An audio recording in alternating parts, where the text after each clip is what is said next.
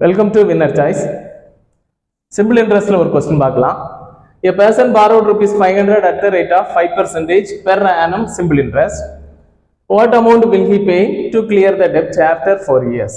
ஒரு நபர் 500 ரூபாய் simple interestல 5% வட்டிக்கு கடன் வாங்குறாரு. ஸோ 5% வட்டிங்கிறது ஒரு வருஷத்துக்கு. ஸோ 4 வருஷம் முடியும் போது அப்படின்னு கேட்டதுனால 4 வருஷத்துக்கான வட்டி பார்த்தீங்கன்னா 20%.